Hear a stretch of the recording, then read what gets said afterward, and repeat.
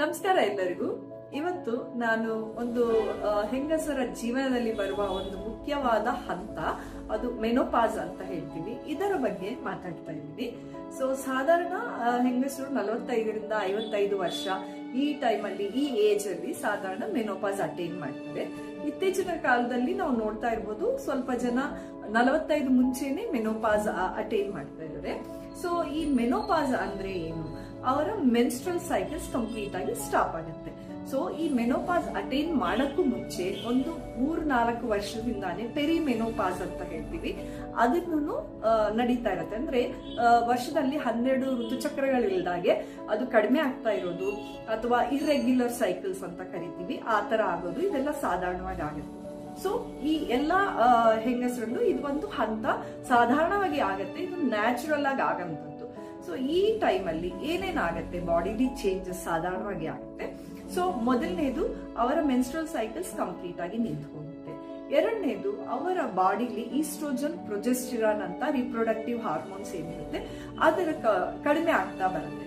So ಅದರಿಂದ ಏನಾಗುತ್ತೆ, oestrogen levels ಕಮ್ಮಿ ಆಗಿರೋದ್ರಿಂದ ಕ್ಯಾಲ್ಸಿಯಂ ಅಬ್ಸಾರ್ಪ್ಷನ್ ಕಮ್ಮಿ ಆಗೋದ್ರಿಂದ ಮೈಯಲ್ಲಿ ಅವರ ಮೂಳೆಗಳು ವೀಕ್ ಆಗೋದು, ಬೋನ್ ಡೆನ್ಸಿಟಿ ಕಮ್ಮಿ ಆಗೋದು, ಆಸ್ಟಿಯೋಪೊರೋಸಿಸ್ ಆಗೋದು, ವೀಕ್ ಮೂಳೆಗಳಿರೋದು ಸಾಧಾರಣವಾಗಿ ಇದೆಲ್ಲ ಅದರಿಂದ ಬರೋ ಔಟ್ಕಮ್.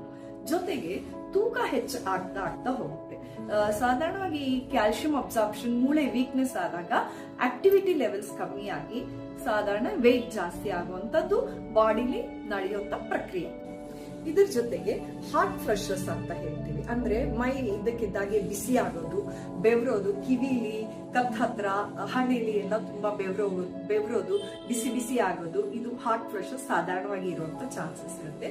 ಹಾಗೇನೆ ರಾತ್ರಿ ಹೊತ್ತು, ಮಧ್ಯರಾತ್ರಿಯಲ್ಲಿ ಸಡನ್ ಆಗಿ ಬೆವರೋದು, ಮಧ್ಯರಾತ್ರಿಯಲ್ಲಿ ನಿದ್ದೆಯಿಂದ ಎಚ್ಚರ ಆಗಿ ಬೆವರೋದು, ಇಂಥದ್ದೆಲ್ಲ ಸಾಧಾರಣವಾಗಿ ನಡೆಯುವಂತ ಪ್ರಕ್ರಿಯೆ.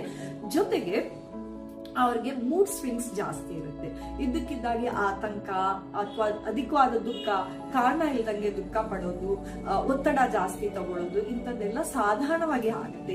ಏನಕ್ಕೆ ಅಂದ್ರೆ ಈಸ್ಟ್ರೋಜನ್, ಪ್ರೊಜೆಸ್ಟ್ರಾನ್ ಹಾರ್ಮೋನ್ಸ್ ಸಮತೋಲನ ಕಳ್ಕೊಳ್ಳೋದ್ರಿಂದ ಇದೆಲ್ಲ ರಿಫ್ಲೆಕ್ಷನ್, ಬಾಡಿಲಿ ಆಗುವಂತ ರಿಫ್ಲೆಕ್ಷನ್. ಆಂಗ್ಸೈಟಿ ಜಾಸ್ತಿ ಆಗೋ ಚಾನ್ಸಸ್ ಇರುತ್ತೆ, ಚಿಕ್ಕ ಚಿಕ್ಕ ವಿಷಯಕ್ಕೆ ಡಿಪ್ರೆಷನ್ ಆಗ್ತದೆ. ಸೊ ಮೂಡ್ ಸ್ವಿಂಗ್ಸ್ ತುಂಬಾ ಕಾಮನ್ ಆಗಿದೆ. ಸೊ ಈಗ ಏನ್ ಮಾಡಬೇಕು ಇದೆಲ್ಲಾನು ಹ್ಯಾಂಡಲ್ ಮಾಡಕ್ಕೆ ಅಂತ ಹೇಳ್ತೀನಿ. ಮೊದಲಾಗಿ ಇದೆಲ್ಲ ನಡೆಯುವಾಗ ಹೆಂಗಸರಿಗೆ ಅವ್ರನ್ನ ಸಪೋರ್ಟ್ ಮಾಡ್ಕೊಳ್ಳೋದು ಅಲ್ಲದಾಗೆ ಫ್ಯಾಮಿಲಿ ಸಪೋರ್ಟ್, ಸ್ಪೆಷಲಿ ಅವ್ರ ಸ್ಪೌಸ್, ಗಂಡನ ಸಪೋರ್ಟ್ ತುಂಬಾ ಬೇಕಾಗುತ್ತೆ ಇದರಲ್ಲಿ. ಯಾಕೆಂದ್ರೆ ಇವ್ರಿಗೆ ನಡೀತಿರೋ ಅಂತ ಈ ಪ್ರಕ್ರಿಯೆಯನ್ನ ಅರ್ಥ ಮಾಡ್ಕೊಂಡು, ಮನೆಯಲ್ಲಿ ಬೆಳೆದಿರೋ ಮಕ್ಕಳು, ಗಂಡ ಎಲ್ಲ ಅರ್ಥ ಮಾಡ್ಕೊಂಡು ಫ್ಯಾಮಿಲಿ ಸಪೋರ್ಟ್ ಇದ್ರೆ ಇನ್ನೂ ಬೇಗ ಅವರು ಇದರಿಂದ ರಿಕವರ್ ಆಗೋ ಚಾನ್ಸಸ್ ಇರುತ್ತೆ.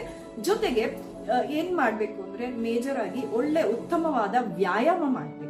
ಮೂಳೆ ನೋವಿರತ್ತೆ, ಸಾಧಾರಣವಾಗಿ ವೀಕ್ನೆಸ್ ಕಾಣ್ತಾ ಇರತ್ತೆ, ಇದರಿಂದ ಇನ್ನೂ ಎಕ್ಸಸೈಸ್ ಮಾಡೋದು ತುಂಬಾ ತೊಂದರೆ ಆಗತ್ತೇನೋ ಅಂತ ಅದನ್ನ ಅವಾಯ್ಡ್ ಮಾಡೋದು, ಇಲ್ಲ ನಾಳೆ ಮಾಡೋಣ ಅನ್ನೋದು, ಇಂಥದ್ದೆಲ್ಲ ಇಲ್ದಂಗೆ ರೆಗ್ಯುಲರ್ ಆಗಿ ಎಕ್ಸಸೈಸ್ ಮಾಡಿದ್ರೆ ಮೂಳೆ ಇನ್ನೂ ಗಟ್ಟಿಯಾಗಿ ಆಗಕ್ ಚಾನ್ಸಸ್ ಇರುತ್ತೆ.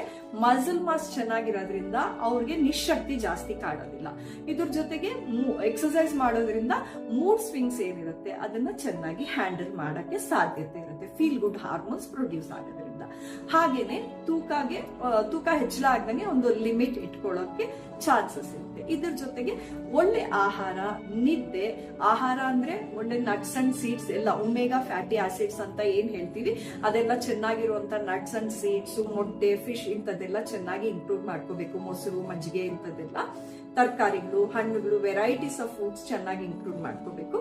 ಜೊತೆಗೆ ಒಳ್ಳೆ ನಿದ್ದೆ, ರಿಲ್ಯಾಕ್ಸೇಷನ್. ಮೂಡ್ ಸ್ವಿಂಗ್ಸ್ ಜಾಸ್ತಿ ಇದ್ರೆ ರಿಲ್ಯಾಕ್ಸೇಷನ್ ಟೆಕ್ನಿಕ್ಸ್ ಒಂದಷ್ಟು, ಮೆಡಿಟೇಷನ್ ಆಗಿರ್ಬೋದು, ಅದರ್ವೈಸ್ ಯೋಗ ಟೆಕ್ನಿಕ್ಸ್ ಆಗಿರ್ಬೋದು, ಏನಾದ್ರೂ ಫಾಲೋ ಮಾಡ್ಬೋದು, ಪ್ರಾಣಾಯಾಮ ಆಗಿರ್ಬೋದು, ಇಂಥದ್ದೆಲ್ಲ ಮಾಡಿ ಸ್ಟ್ರೆಸ್ ರಿಲೀವಿಂಗ್ ಟೆಕ್ನಿಕ್ಸ್ ಫಾಲೋ ಮಾಡಿ ರಿಲ್ಯಾಕ್ಸ್ಡ್ ಆಗಿರಕ್ಕೆ ಟ್ರೈ ಮಾಡಬೇಕು.